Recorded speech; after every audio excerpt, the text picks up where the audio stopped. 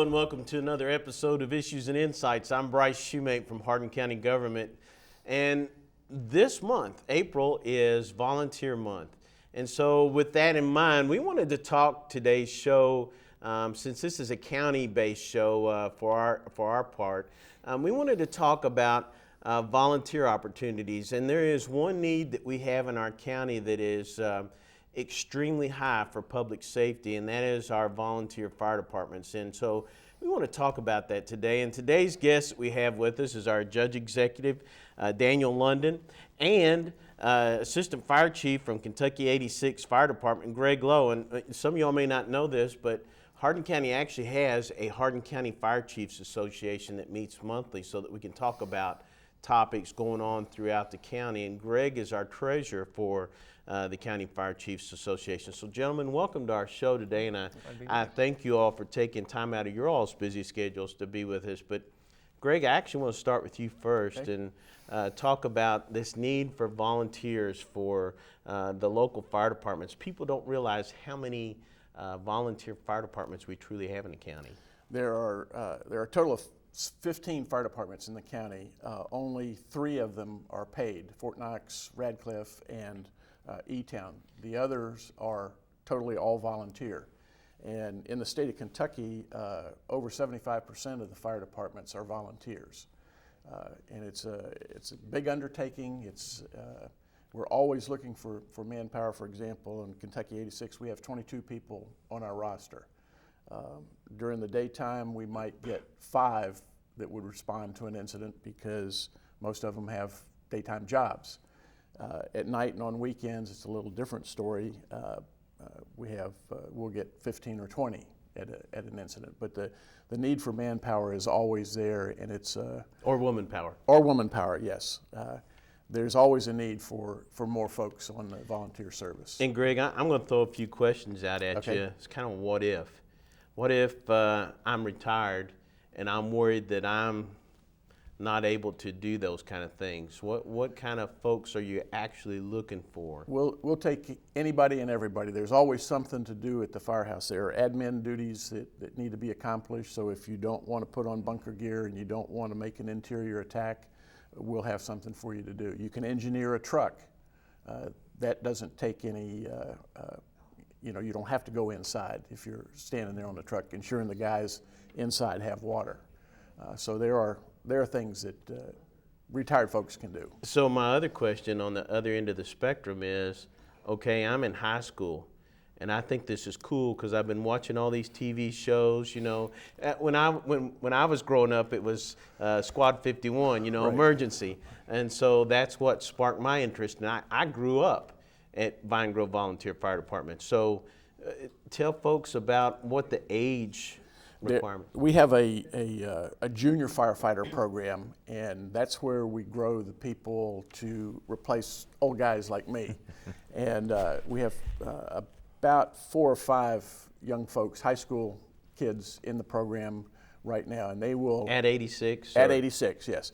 And once they earn their 150 hours and they turn 18, then they can become a full-time firefighter. So do all of the fire departments, excluding Fort Knox, because I know they don't do those kind of things, but right. Do the other fire departments have those junior programs? I won't say all of them do. A number of them do. And for example, at 86, our current chief, Derek Peters, was part of our junior firefighter program, he and his brother Aaron. And so we raised them from that program, and now Derek's the chief 20 years later. Well, and I started off as a junior firefighter at Vine Grove, and I never dreamed that I would be in the job that I'm in, but you never know. That's right. What life is going to hand you. And not only do you get great experience in volunteering, but it teaches you a lot of different things for life. It certainly does. Yeah. And I'll jump in that a little bit yes, too, please. Bryce. I started out as a junior firefighter in my community. So particularly those of you that are young, it's great for your resume. Yes. So let's highlight as far as your career. It's also good from a leadership perspective. You Correct. learn a lot of great leadership styles, leadership abilities that you can decide if you want to emulate or not. So it really builds your repertoire of talents, if you will. Exactly. Absolutely. Thank you. I'd forgotten, Daniel, about you being a junior firefighter. So I mean, it helps you to develop It does. into an adult, but it gives you also those social skills, correct? Right, right. And we've got some space at Kentucky 86 if you're available. Which is something else I wanted to ask you. If somebody is interested in being a volunteer fireman, we've got people out here. This show is going to air several times, and people are going to be saying, okay, if I want to volunteer, what do I need to do? Who do I need to contact? What kind of things do I need to be going about here? All they need to do is contact any firefighter in the department in their neighborhood, and that firefighter will take care of it from there. What if I don't know what area that I'm in? Because I know our county fire departments are not just city-based Right. throughout our county. Some of them cover like a region, correct? Yes. They can always call Hardin County Control, which is our dispatcher. They can call 270-765-2900. That's the administrative number. And folks, we'll put that down at the bottom of the screen so you all can see that. And Control will be able to tell them who their fire department is, because the lines are not, they're clearly defined at Control, but they don't necessarily follow, a particular town's lines. Sure, and if they do know their particular area that they're in, they can contact their fire departments. But you've got to remember, because so many of these are volunteer fire departments, there could be somebody there during the day, and there may not be. Right. When we talk about Vine Grove and Radcliffe, though, those two departments have people there during the day because they work off of some volunteers and some paid. Correct.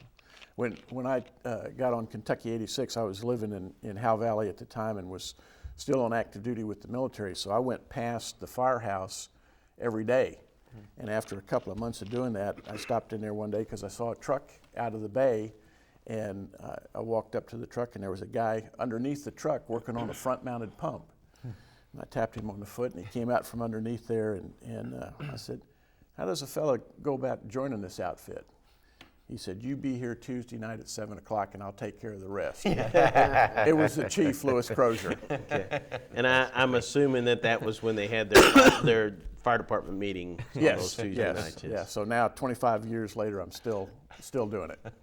And I know there's several chiefs out there. If you all have a question about what it entails or what you would have to do, I know that, like you said, either a fireman or a fire chief would be glad to talk to you. Yes.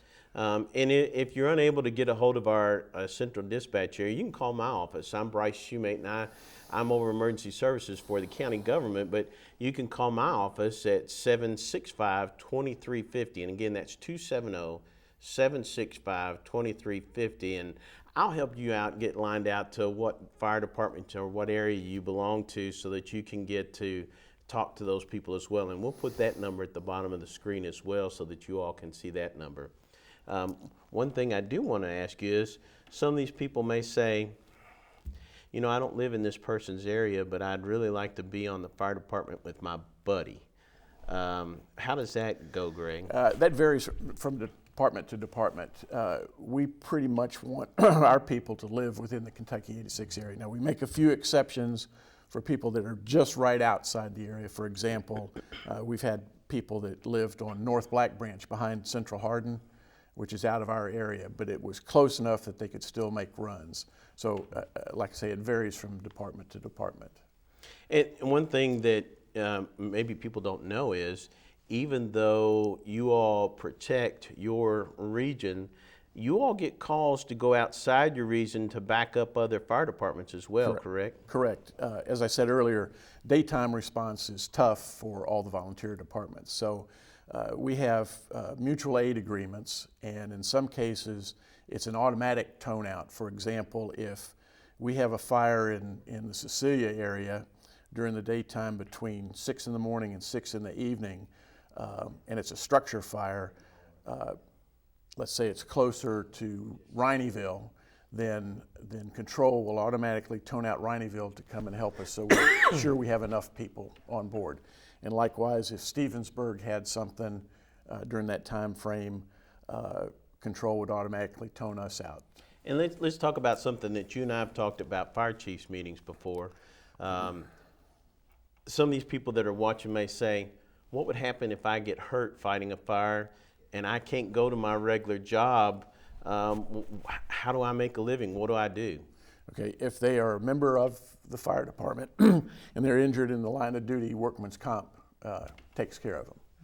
We're covered, all volunteer firefighters are covered under that program. And that's through a state program? Yes, So to yes. speak? Okay, all right, good. Because I know that'll be a number one worry that a lot of people Right. have. Is there any concern about if I put a red light and siren on my car and I'm going to a scene of a fire, what kind of liability do I have as well? I mean, that may be some concerns that we have out here Yeah, too. well, obviously you have to use due caution.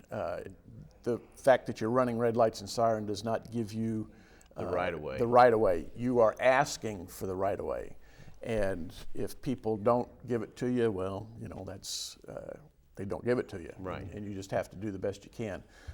You cannot run red lights and siren until you become certified. And that requires 150 hours worth of training in a variety of subjects. And then once you attain that, you must have, with us, you must have the permission of the chief to run. So will that cost anything for those folks to get that The training? training? No. All that training is free. It's either done at the fire departments, it's done at regional schools, it's done at state schools, and that's always done before you're allowed to, for example, to make an interior attack. And if you decide after you've had that training that you're not comfortable doing that, going into the interior of a burning building, we don't make you do it. But that's not a thing that you don't want those people to be in there. It's a safety thing. They've got to know what they're doing You got to know before what they're they doing. Yes. before they go in. Yep. Not for the faint of heart. That's right. That's right. Okay.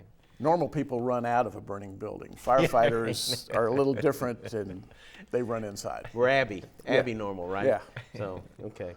Well, again, folks, a great need for volunteers in our community. One of the biggest needs on emergency services side is for fire departments. And again, you can be retired and be able to come out.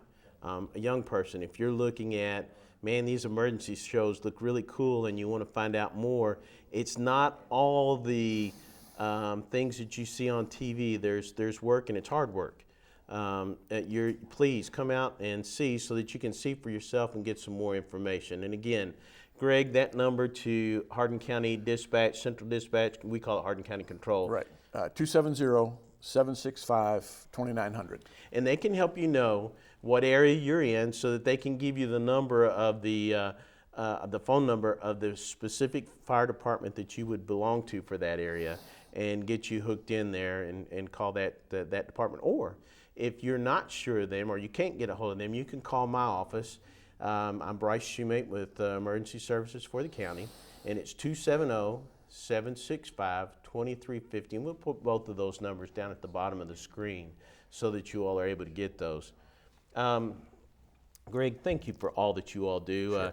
Greg, you all may not know this, but Greg not only, because he's not going to toot his own horn, Greg served our country in the military for many years in the Military Police Corps and has taught ROTC and done a number of things where he's helped men and women in our nation's military, and after retiring from the military, he continues to help our area by volunteering not only for the fire department, but Greg's on many committees to include the wall that is out at the the nature park here in Elizabethtown, on that group of folks that are veterans that helped put that together. Thank you for that. You're welcome. And he's on our local emergency planning committee, our treasurer there. So after he got out of the military and got into banking, he's gotten hooked in after he really retired to a lot of treasurer's positions because he's so good with money and numbers that we appreciate everything that you do for our community. My pleasure. Daniel, we've got some other volunteer opportunities for folks in the county that they don't know about, and I know you wanted to talk about some that comes about for the Hardin County Animal Care and Control Center. I do appreciate the opportunity, but first I'm going to echo what you said about Greg. Definition of a servant leader, and certainly appreciate everything that you've done. Speaking of servant leadership, certainly want to put first volunteering for your local fire department. Again, as I echoed, I started out, that's how I began my community service as a young firefighter, junior firefighter program.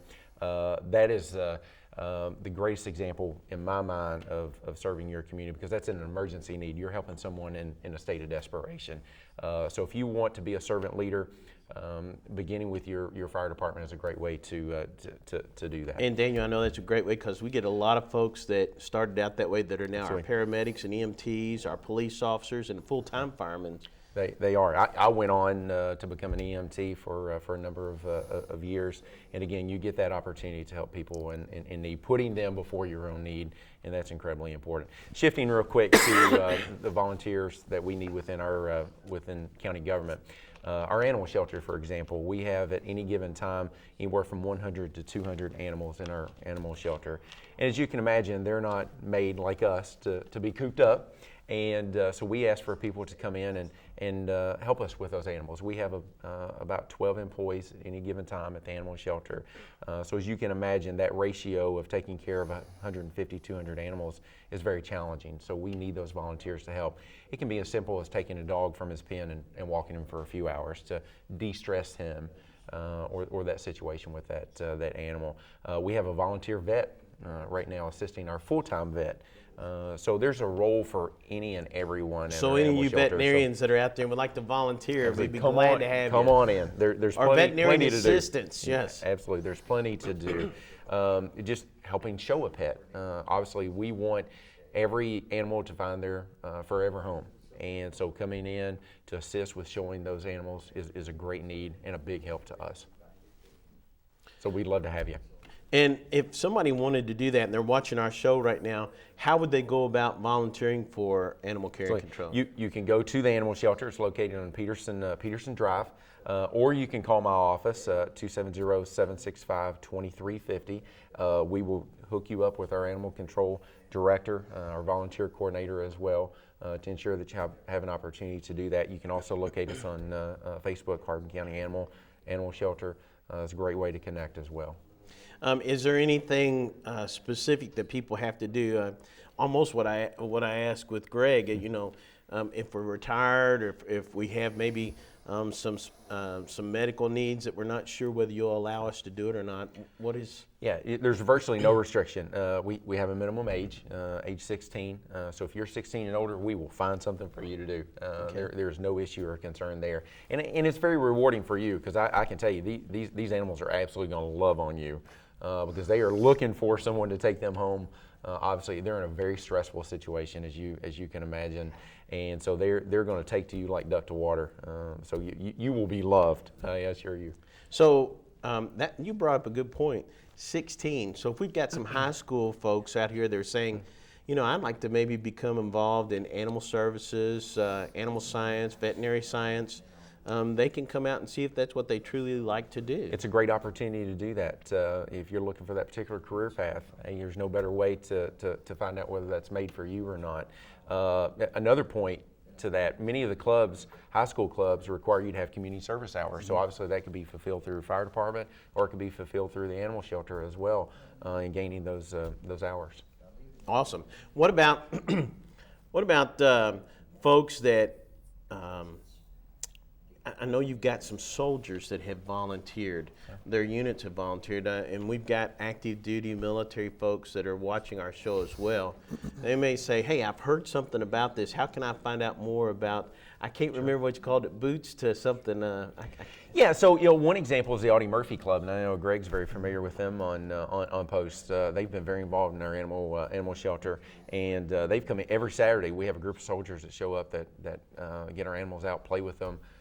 Play fetch, walk them, have a great time. It's almost like taking kids to a playground. So again, they're very loved in doing that, and as Greg will attest, the military and animals have a very close-knit relationship. So it's just a natural relationship that takes place there, and the soldiers of Fort Knox have been very good to us in volunteering and helping. What kind of time frames are we talking about where volunteers can actually come in? Yeah, you can. We operate from 8 to 4:30 each day. So there's opportunities through that span of time. We're open to the public from noon to 4:30 for adoption. So we will take you anytime based on your schedule. There's plenty to do. When you say each day, does that include Saturday and Sunday as well? It involves Saturday, not Sunday. So we're talking Monday through Saturday. Okay. I'm sure somebody has to go in on Sunday a little bit. I didn't know whether you Sure. took any So we have volunteers. full-time employees, obviously, that go in on Sunday, but that's a skeleton crew to ensure that the animals are safe and obviously some cleaning and so on. Sure. But we generally don't take volunteers on Sunday. Okay. All right. I just wanted to make Yeah, sure. absolutely. No, I I'm appreciate you sorry. clearing that When you up. said that, I didn't even know myself, and I try to keep up on what's going on with them. Appreciate you clearing that up. Absolutely. And with all that being said, I want to ask you this, not necessarily on volunteerism, but folks that are looking to adopt. I know that since we talked about that, some people may say, hey, how can I adopt an animal down at Animal Care Control? Absolutely. Again, you can go through our Facebook page, Hardin County Animal Shelter. We also have a great support group called Friends of Hardin County Animal Shelter. They are phenomenal at advertising the animals that we have within our shelter. It's a key partnership that we have. You can go on either one of those Facebook pages, find the animals that we have for adoption. You can link up through Facebook. You can go to our animal shelter. We encourage that. Obviously, you want to have some contact with that animal, so it's better. Obviously, because of our staffing situation, it's better to either go to our animal shelter or connect up through Facebook if you want to adopt one. But we have those animals advertised out there. What if somebody out there is watching right now and says, physically, I'm not able to do this, but I'd like to help out the animal shelter somehow? What's something they could do? Go to Friends of Hardin County Animal Shelter, which again is our partner agency, so to speak, the 501c3 that supports us. There's contribution opportunities there. Recently we had retired State Trooper Mr. Rowland to donate approximately $5,000 for surgical equipment. Obviously not everyone's able to do $5,000, but that was a great help to us because again, we hired a full-time veterinarian back in the fall. We weren't quite prepared for that from an equipment standpoint, so he helped us out, which we deeply appreciate. And so there's an opportunity for any and everyone. $10 goes a long way. I mean, that buys food. So we'll accept any help at any level. Yeah, Sergeant Richard Rowland, retired Kentucky State Trooper from this area. I reached out to him on Facebook. We're friends, and talked to him and told him how much we appreciated that donation because he was just absolutely tickled because he's a horse person. Yeah. Has several horses up in. Huge help to us. Yes, and he's actually moved and is up in the northern United States right now, and he's covered up with snow. While we're enjoying these 80-degree weather, I noticed yesterday he said, this is how much snow we're expecting, how many inches we're expecting each day through the next week, and so they would just like to see green grass again. I'm sure. That'd make horse riding interesting. Yes, absolutely. I know at one time he had to actually dig a path to the horse barn because it was that deep at some point. So we greatly appreciate everything anybody does to help us out through there. And there's a role for everyone. Speaking of that, when we talked about donations, people got a real good opportunity coming up, Greg, to donate to the fire departments. Yes. You talking about the crusade? Yes. Yeah. Crusade for Children comes up.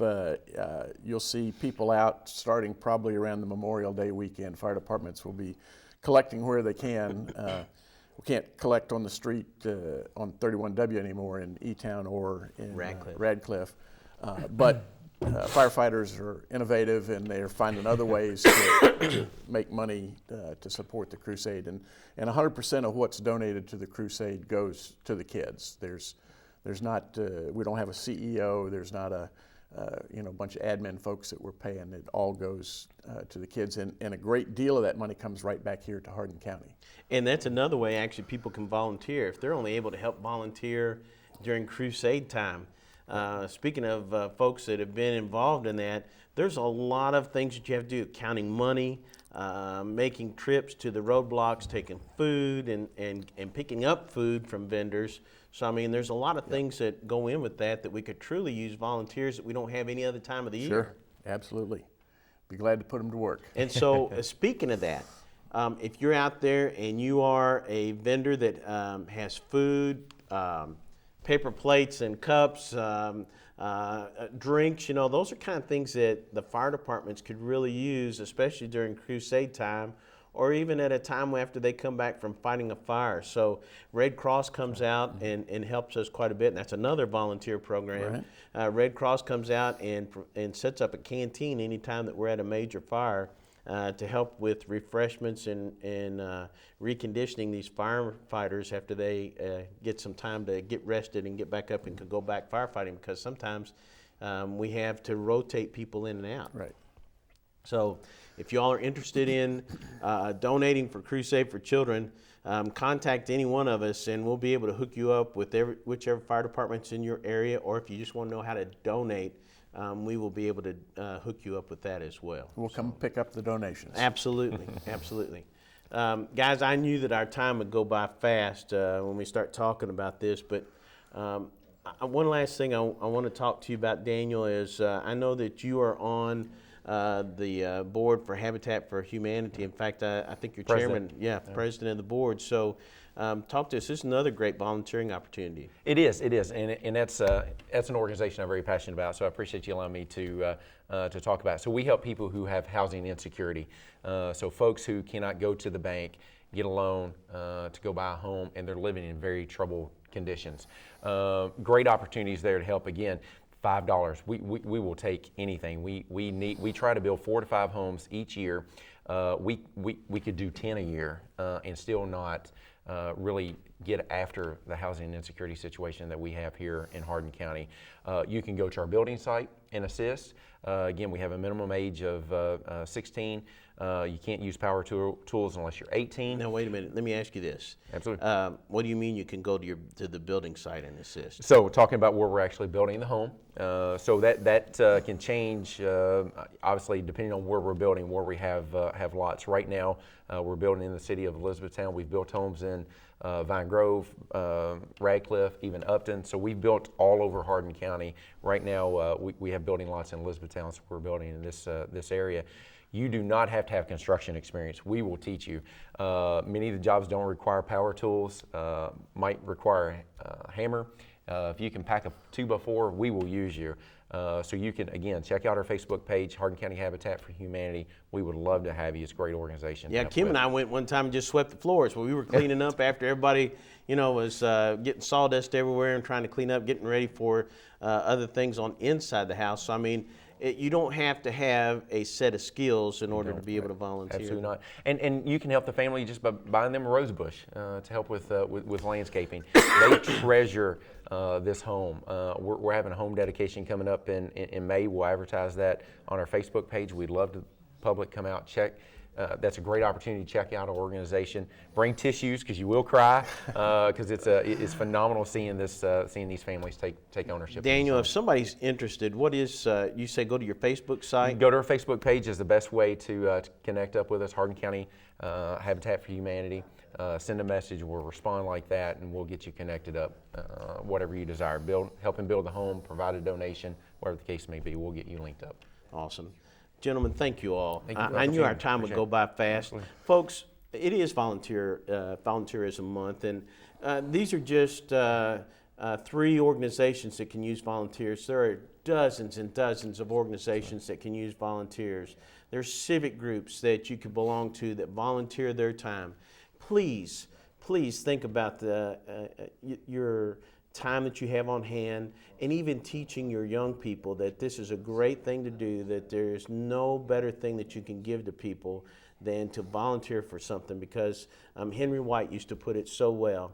People don't need a handout, they need a hand up. And so when you are working to volunteer, you're helping others who may not be able to help themselves. And that's one thing with Habitat. It's not a giveaway. We're not giving anything away. People have to have work equity and work and they invest. buy these homes. Yes, they buy these and then homes. they buy these homes. So it's not something that they're just giving away. Greg Lowe, thank you for your service. You're welcome, and sir. thank you for it. If you got information, you want information on the fire departments, again, that number? 270-765-2900. I'm Bryce Shoemate from Hardin County Government. I want to thank you all for joining us today. And remember, it's warm outside. People are getting out. More bicyclists, more walkers. Be safe out there as you drive up and down our streets in Hardin County.